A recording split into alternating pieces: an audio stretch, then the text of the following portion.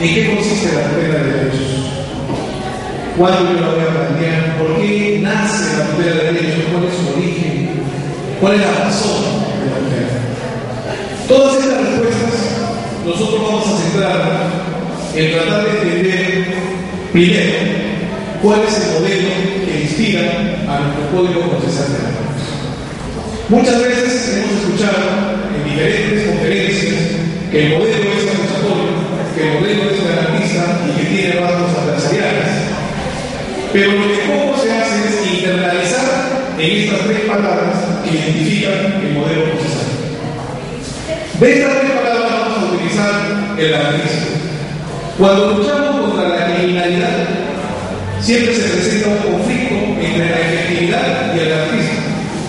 Por un lado, tratamos de buscar que la lucha contra el crimen dé un resultado positivo, pero eso implica en algunos aspectos que no se observen algunas normas de carácter constitucional, de carácter procesal y dentro de la norma procesal los aspectos formales.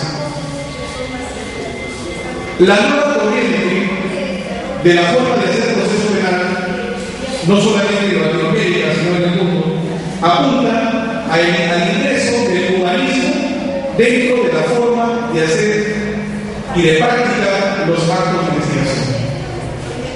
Ello significa que nuestro Código Procesal Penal exige eficiencia, exige eficacia, pero que los resultados efectivos se produzcan dentro del respeto de los derechos fundamentales, dentro del respeto de la norma subalterna con relación a la Constitución y también observando las normas administrativas que son dirigidas con esta razón.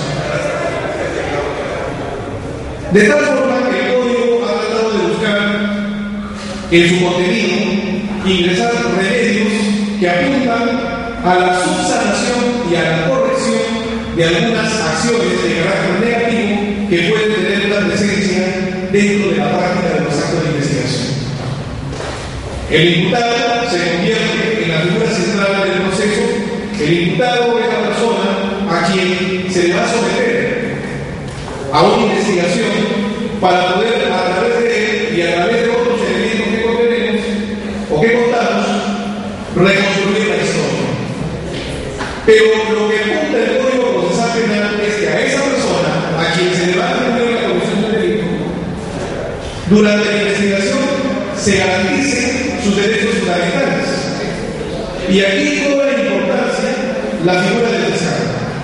Nosotros tenemos, de acuerdo al modelo procesal, que el fiscal es el conductor jurídico de la investigación preliminar. Como conductor jurídico, también el fiscal, de acuerdo a la Constitución y a su ley orgánica, se elige como el defensor de la legalidad.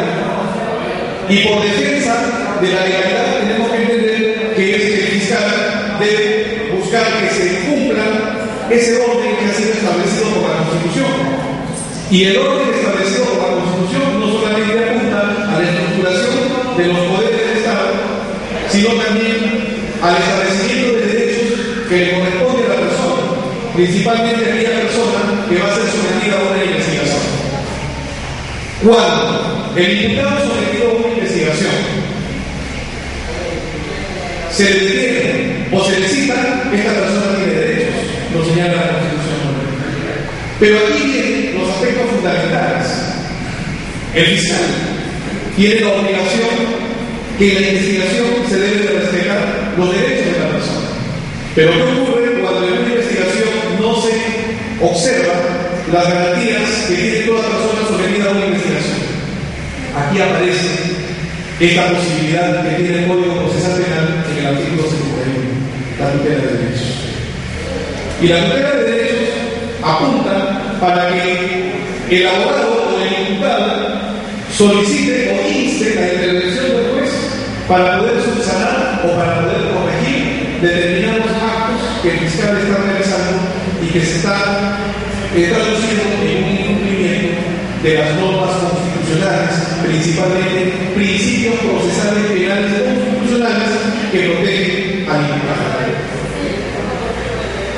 Nosotros tenemos que tener en claro esta figura, porque en lo sucesivo del diplomado, vamos a tratar de analizar casos. Y en los casos tenemos que entender cuál es el rol que a cada uno le va a corresponder desarrollar. El abogado, el fiscal y el juez. Yo voy a ceder la palabra al doctor Carlos Guillermo Carolino, que va a continuar con otra breve exposición sobre este tema de la tutela de derechos. Un tema que los abogados normalmente no lo utilizan, y de eso debemos ser conscientes. Este diplomado, en esta jornada, lo que busca, lo que quiere, es que ustedes, como abogados, como fiscales, internalicen lo que es la tutela de derechos. Sabemos que tenemos ya un tiempo prolongado, desde las 6 de la tarde aproximadamente, y consideramos que deben estar cansados. Esta sesión de tutela de derechos fue programada debido a la importancia y a la trascendencia en 2 sesiones.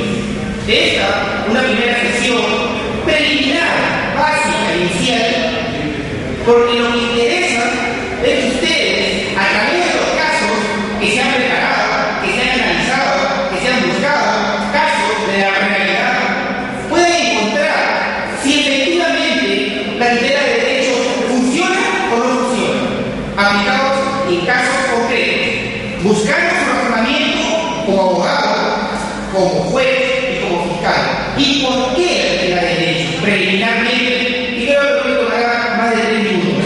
El proceso penal busca una verdad, pero no una verdad histórica, sino una verdad recreada en función a los sujetos. El Ministerio Público tiene un rol, y en ese rol, el Ministerio Público crea una hipótesis. El Ministerio Público, en esa fase de investigación, ya tiene un supuesto autor de los hechos. Y como tiene una hipótesis, va a buscar todos los mecanismos para que esa hipótesis sea real para él y llevar esta determinada hipótesis a un probable juicio. Y es en ese accionario del Ministerio Público es que realiza una serie de actividades donde normalmente nunca va a ser objetivo ni tampoco imparcial. Eso hay que decirlo de manera real, aún cuando en este nuevo modelo procesal penal el fiscal tiene que actuar con un principio de objetividad. En la práctica dista mucho de eso. Y es por eso que el Ministerio Público, en muchas actuaciones, a veces, para lograr que esa hipótesis cobre sentido, muchas veces realiza o solicita capturas, realiza intervenciones telefónicas, afectaciones. La tutela de derechos lo que protege es el derecho a la propiedad. Son garantías fundamentales establecidas en la Constitución, que ha sido el tema de análisis el día de hoy. Y como existen 2 sujetos con posiciones antagónicas, que es el fiscal y que es el abogado, se requiere de un tercer sujeto procesal que viene a ser el juez. Y este juez no puede ser un juez que no tenga objetividad ni un juez que sea parcializado. Es un juez objetivo y es un juez imparcial si es que queremos que este proceso, que respete las garantías, sea un sistema procesal garantista. Si no, no basta solamente que se diga, sino que en la práctica se dé. Y es por eso que muchas veces los abogados recurren a este juez de control, a este juez de garantías, que viene a ser el juez de investigación preparatoria, para hacer valer, vía tutela de derechos, el respeto de las garantías que el propio código ha establecido. Preliminarmente, eso es lo que va a definir la tutela de derechos. Eso es lo que va a centrar nuestra participación. Por eso se ha previsto en esta temática de tutela de derechos, no muy usada,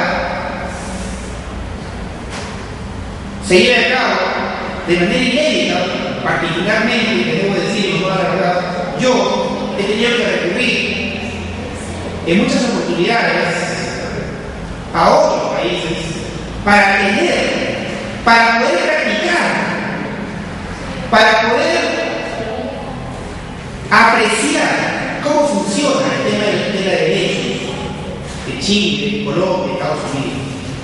Normalmente no se daban cursos prácticos en aplicación a casos concretos donde ustedes mismos, participantes, van a ser los actores como sujetos procesales. Y es por eso que felicito a la organización. Ya lo ha dicho el presidente de la Sala Federal Permanente, es una diplomatura inédita a pesar de los 4 años. Por eso los invito a la próxima sesión, esto solamente a modo preliminar, y vamos a concluir esta sesión que sabemos ustedes realmente deben estar también un poco agotados, su jornada laboral y sumado a esto. Por eso los queremos activos el martes, activos en esta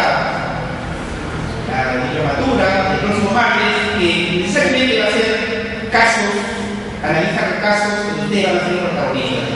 Concluyo mi intervención invitando brevemente a la doctora César y Vicencio para que pueda dar brevemente, estoy seguro, y invitarnos también a la sesión del próximo martes 7 de septiembre. Muchas gracias. Observar ustedes cómo es que actúa el juez, porque son casos reales, cómo es que tiene que actuar el fiscal, qué es lo que dice el abogado, qué es lo que ustedes piensan y cómo es que litigan cada uno de ustedes.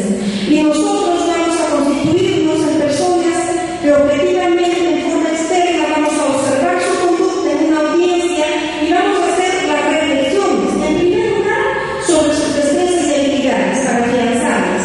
En segundo lugar, sobre el contenido y el razonamiento jurídico que se desarrolle en la solución de sus casos penales, aportando los conocimientos que se tienen al respecto.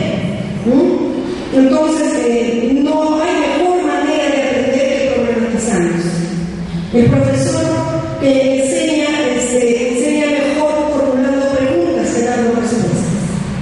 Ese es el método del caso de la escuela de Harvard norteamericana, que trabaja de esta forma, o planteando, dejando que los estudiantes formulen los problemas penales a través de un estudio de un caso y desarrollen un razonamiento. Para esto les decimos que traigan su código procesal penal, ¿verdad? Eso es lo que se requiere, nada más, su código procesal penal.